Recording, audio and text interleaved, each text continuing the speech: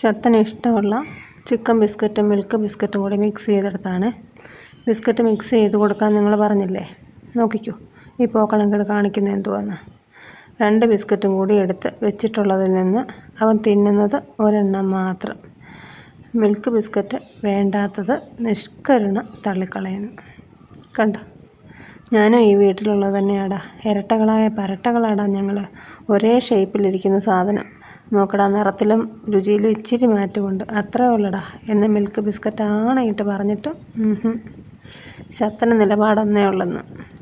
വായിൽ അബദ്ധത്തിൽ കയറിക്കൂടിയത് പോലും ചവച്ച് തുപ്പി ദൂരെ എറിഞ്ഞ്. അതാണ് ശത്തൻ. നിർബന്ധിച്ച് വായി വെച്ച് കൊടുത്തത് നിൻ്റെ അപ്പന് കൊണ്ട് കൊടുക്കടി അമ്മച്ചി എന്നൊരു ഭാവം.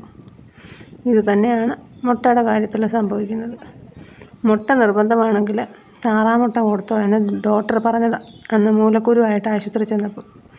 പക്ഷെ താറാമുട്ടയും കൊണ്ട് ചെന്നപ്പോഴും ശത്തൻ പറഞ്ഞ്, കളി ശത്തനോട് വേണ്ട അമ്മച്ചി, ശത്തൻ്റെ അപ്പം മാറിയിട്ടൊന്നുമില്ല, ഇപ്പോഴും രാജപാളയം തന്നെയാണെന്ന്.